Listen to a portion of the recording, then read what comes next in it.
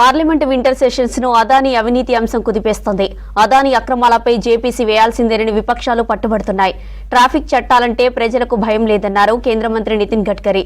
Red signal పడితే ఆగరని, కనీసం helmet కూడా పెట్టుకోవడం లేదన్నారు.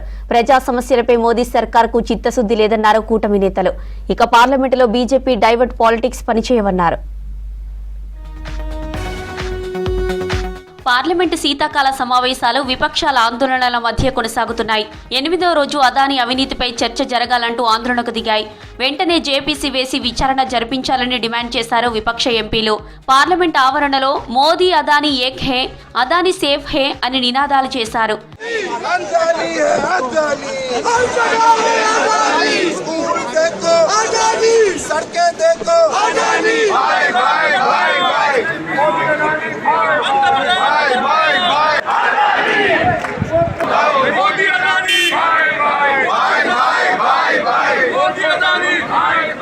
అదానీని విచారించే దమ్ము ప్రధాని మోదీకి లేదన్నారు లోక్సభ విపక్ష నేత రాహుల్ గాంధీ.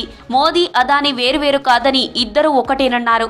పార్లమెంటు ఆవరణలో ఇండియా కూటమి ఎంపీలతో కలిసి ఆందోళనలో పాల్గొన్నారు రాహుల్. అదానీ అక్రమాలతో ప్రపంచవ్యాప్తంగా భారత్ ప్రతిష్ఠ దెబ్బతిన్నదన్నారు.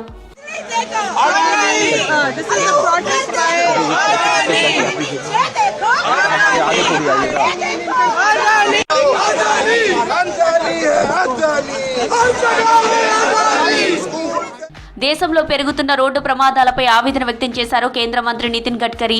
ఎన్ని చర్యలు తీసుకున్నా ప్రజల్లో మార్పు రావడం లేదన్నారు. రోడ్డు ప్రమాదాల నివారణపై లోక్సభలో మాట్లాడారు గడ్కరీ. ట్రాఫిక్ చట్టాలంటే ప్రజలకు భయం లేదన్నారు. రెడ్ సిగ్నల్ పడితే ఆగరని, కనీసం హెల్మెట్ కూడా పెట్టుకోరన్నారు. హెల్మెట్ పెట్టుకోకపోవడంతో ఏటా 30,000 మందికి పైగా మరణిస్తున్నారని చెప్పారు. ప్రతి ఏడాది అన్ని రకాల రోడ్డు ప్రమాదాల్లో కలిసి 1,68,000 మంది మృతి చెందుతున్నారని తెలిపారు గడ్కరీ. 1,68,000 लोग मरे, जो कोई दंगे में नहीं मरे हैं, जो कोई लड़ाई में नहीं मरे हैं.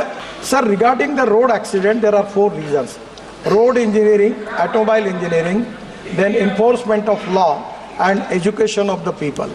So the biggest problem of the society is neither they have respect for the law and neither they have fear for the law. तो मेरे सामने एक गाड़ी रेड सिग्नल में क्रॉस होकर चली गई. ऐसे अनेक बातें, हेलमेट न पहनने के कारण 30,000 लोगों की मौत होती है.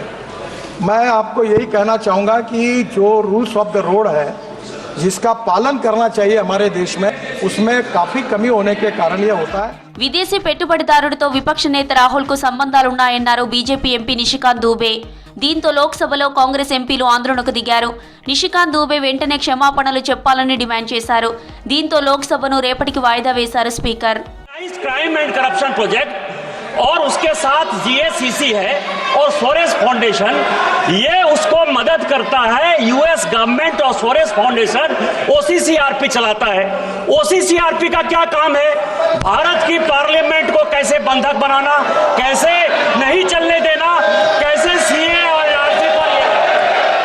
గాజా సమస్య పరిష్కారానికి భారత్ కృషి చేస్తుందన్నారు కేంద్ర మంత్రి జయశంకర్. రాజ్యసభలో ప్రశ్నోత్తరాల సమయంలో గాజా ఇష్యూపై మాట్లాడారు. ఉగ్రవాదంతో పాటు అన్యాయంగా ప్రజలను బంధించడాన్ని ఖండిస్తున్నట్లు తెలిపారు. అలాంటి పరిస్థితుల్లో ఏ దేశానికైనా ప్రతిస్పందించే హక్కు ఉంటుందన్నారు. అదే సమయంలో ఆయా దేశాల పౌరుల ప్రాణాలను దృష్టిలో పెట్టుకోవాలన్నారు Jayashankar. The latest tranche of support to the UNRWA, so I hope the member is reassured on that score. So in our mind, a resolution which does not reflect the entirety of the situation is not a balanced resolution.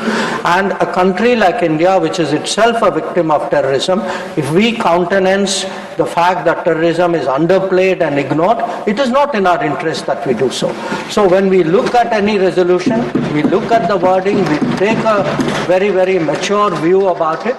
Parliament సమావేశాల్లో అదానీ అంశంపై విపక్షాలు పట్టు వీడటం లేదు. మణిపూర్ అల్లర్లు, సంబాల్ హింసపై చర్చించాల్సిందేనని పట్టుబడుతున్నారు.